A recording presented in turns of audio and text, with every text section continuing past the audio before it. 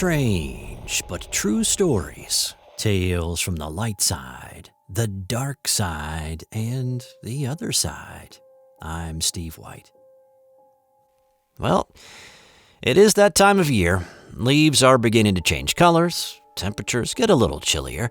Halloween is not too far away, and pumpkin spice flavors everything from coffee to Spam. Oh, and also, our love of ghost stories becomes a little fonder. So whether it's the wind outside or the ghost that has just wandered into your room that caused the temperature to drop down to chilly, it's time to cozy up to a couple of ghost stories. These were sent to us by subscribers to Strange But True, who sent us an email to strangebutTrueStories2@gmail.com. I have only told this story to a few people. My sister, my girlfriend of 27 years, and my best friend and roommate of the last 22 years. The year was 1991. I had just lost custody of my son, and I was living with my friend Dawn in an old rundown trailer on a piece of land that was adjacent to the Snoqualmie River just outside of Chehalis, Washington. I was sort of in between things, in between jobs, figuring out what I wanted to do with myself, and therefore I was a stay-at-home body. At the time, I lived in a 2-bedroom trailer, but the master bedroom floor had given way, so there was about a foot-long gap all along 3/4 of the bedroom. Yeah, not the best of living situations.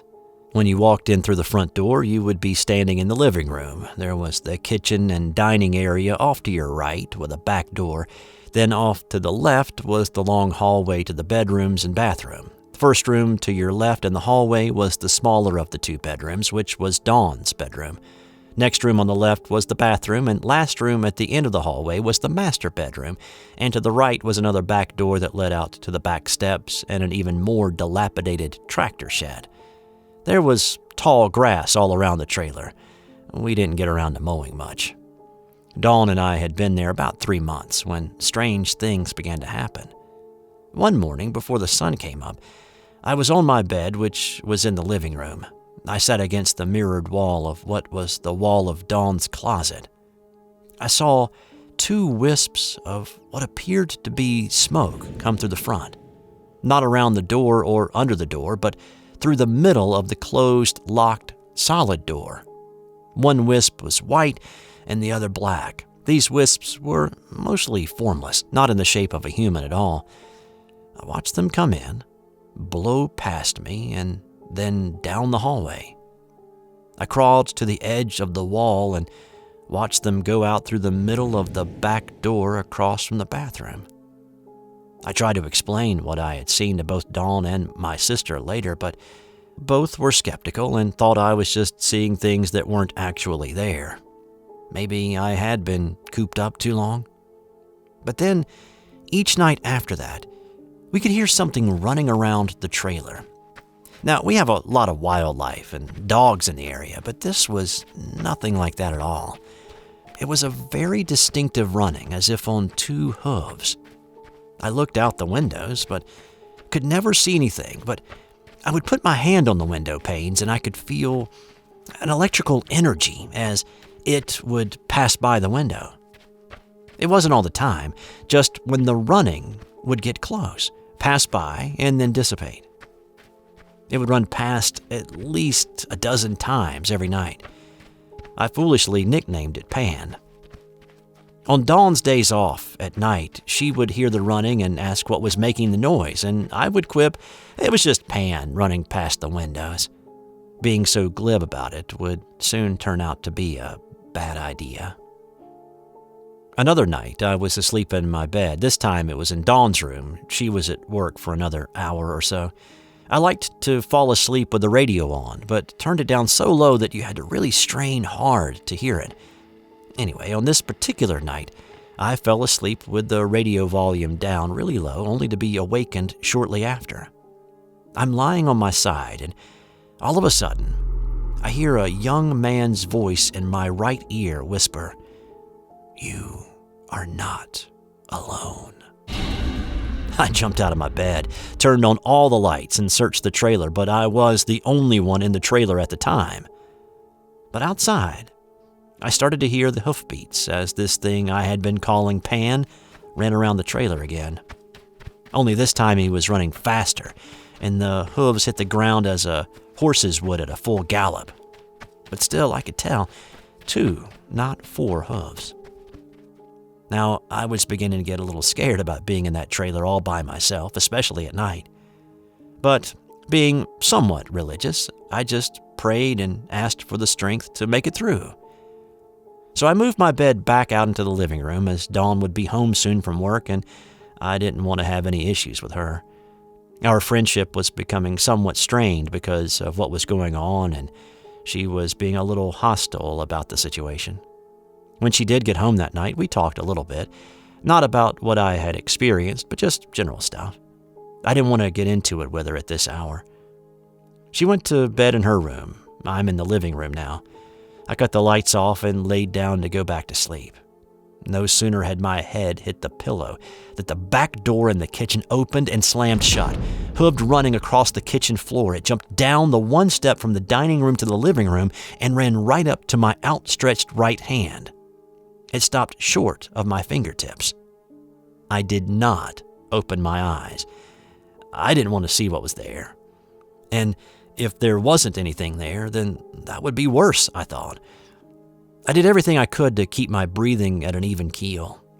This entity was there for, maybe a minute or 2, and then it ran down the hallway, bolted out the back door, and slammed it shut. I didn't hear the hooves after that, but I did get this mental vocal message. Was it communicating with me telepathically? You are not alone. And I'm thinking, yeah, Dawn is here. I'm not alone. You are not alone. It kept screaming in my head. You are not alone. Finally, I had enough and screamed, no, I will not listen to you. And then I called out loud on God's name and the voice stopped instantly. At least for that night, it did. But it would not be the end of the weird things that I would see and hear. The next day, I asked Dawn if I could go to work with her, and she said that would be fine. I stayed out of the way and did my own thing while she worked. On the drive home that night, though, we were getting close to the trailer, and we could hear music blasting from it. We were still on the road and could hear it. It was that loud. I told you the state of the trailer. I didn't have the money to put into a huge stereo system. And as soon as the headlights hit the trailer, the music stopped. We went into the now quiet trailer, and I walked to the bathroom. The water was running in the sink, and the stopper was in the drain, with water nearly overflowing. It would have taken only a few more seconds before it would have been pouring out on the floor. That same scenario happened several times. And then there was the final incident. This particular morning, after we returned to the trailer after her shift, I was in the kitchen fixing coffee, and Dawn was in the bathroom getting ready for bed. I heard a loud bump against the door. Then I heard her scream. Then I heard the bump against the door again. She shouted for me to help her, but before I could get to her, she came flying out of the bathroom. Now, I don't mean that she opened the door and ran out. I mean, she flew out of the bathroom because she was physically thrown through the bathroom door. She got to her feet, and I could see she was being thrown from side to side as she ran down the hallway towards me in the living room. She was in full panic mode. She was only dressed in her underwear and a shirt when she grabbed her purse, keys to the car, me by the hand, dragging me out of the trailer and into the car. She started the car up, and we peeled out of the driveway to get as far away from that trailer as we could. I asked her several times as we were driving away what had happened in the bathroom. Dawn said she was in the shower. First, she heard the toilet flush, then the sink faucet came on, and then something yanked a handful of her long hair at the back of her head really hard. That was when she really started to freak out. She got out of the shower and was able to put on a few pieces of clothing when something slammed her into the bathroom door. Then she got really scared because she could not see who or what was attacking her. She tried to open the bathroom door, which opened inward, but she couldn't get the door to come open.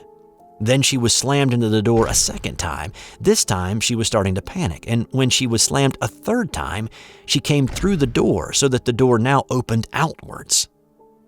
But as she was trying to get away from the bathroom, whatever attacked her in the bathroom kept slamming her into the walls of the hallway. She'd had enough of that and decided it was time to go. We headed to town, to the nearest phone booth. Yep, this was 1991, so no cell phones unless you were Zach Morris rich, but there were still phone booths on most street corners. Anyway, we got to a phone booth so Dawn could call her aunt, who was a staunch Catholic. We met her aunt at a local restaurant a few hours later after Dawn had a chance to get some clothes and get dressed in more than her underwear. Her aunt showed up with a bottle of holy water she had been given by her priest. She instructed her to spread it along all the door entrances of the trailer, and that she would be out sometime later in the week with the priest to bless the place. I went to stay with my sister for a little while so that Dawn could get the trailer blessed. I was never bothered again by either the entity I called Pan or anything else. I moved out shortly after Dawn's incident. She stayed a few more months, and I suppose the holy water and the house blessing didn't do everything it was supposed to because Dawn was still consistently plagued by the entities that were associated with the property. It wasn't until some years passed when Dawn and I met again, and she told me the full story. In essence, shortly after I moved out, she had a long talk with the people who owned the property. They also lived on the property in another house. They told Dawn that their little boy had drowned a while back in the river that was near our trailer. I had a few other spirit encounters since then, but they have always gone away as quickly as they appeared by praying out loud. As long as I have my faith, I will be safe.